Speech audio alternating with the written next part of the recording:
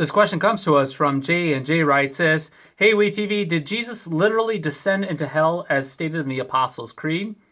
Could you help clarify this for me? Thanks, Jay. Jay, great question. And thinking about the Apostles' Creed, we indeed confess that Jesus descended into hell. But the question that arises with this is, why did he descend to hell? Now, I used to think that he descended into hell to make a payment for us. In other words, as if the cross itself wasn't enough suffering, that he had to somehow go suffer at the hands of Satan in hell to make an atonement or satisfaction for us.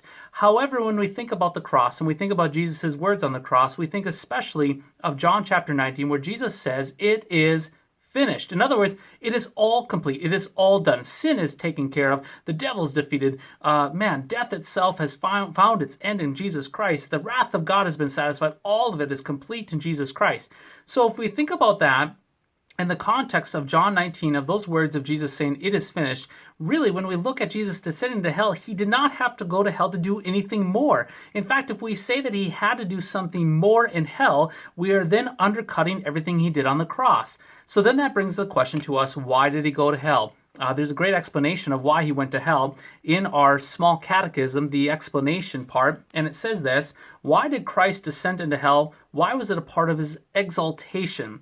And this is what we read here. It says that Scripture teaches that Christ, after he was made alive in his grave, descended into hell not to suffer punishment, but to proclaim his victory over his enemies in hell.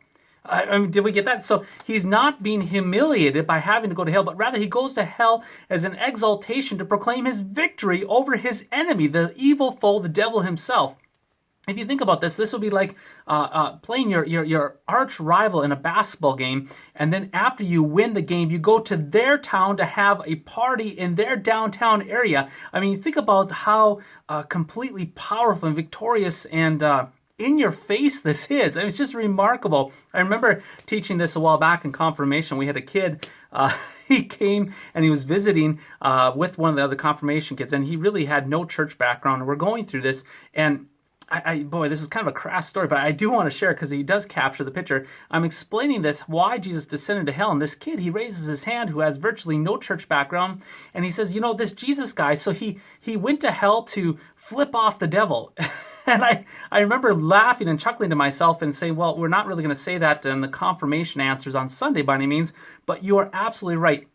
Jesus went to hell to tell the devil himself and to proclaim in the territory of hell itself, to proclaim his victory, that he had risen from the grave, that he was alive, that Satan could not keep him down, that death could not keep him down, that sin no longer had its grips on us, that he was completely 100% risen bodily and victorious. I mean, this is wonderful, wonderful, wonderful gospel. So when we say it in the Apostles' Creed, when we say that he descended to hell, we should actually be gripping our fist and pumping it and just saying, he descended into hell to give it to the devil, to tell him that he was victorious. I mean, it is absolutely glorious, glorious, great news for us as Christians to hear.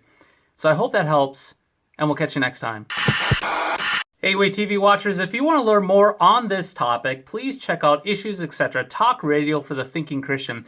Peter's going to leave a link below that you can check out and listen to. Download it and enjoy it. You won't be disappointed.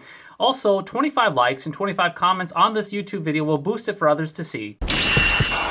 Worldview Everlasting is solid, Christian, and free because it is viewer supported. Your monthly gift of $5, $10, or $25 is the reason that we can continue to improve and expand these tools for online Christian outreach and discipleship. To make a one-time donation, sign up for the Lutheran Ninja Clan regular giving, or to find information about how to put Worldview Everlasting in your congregation's budget, click Donate Now.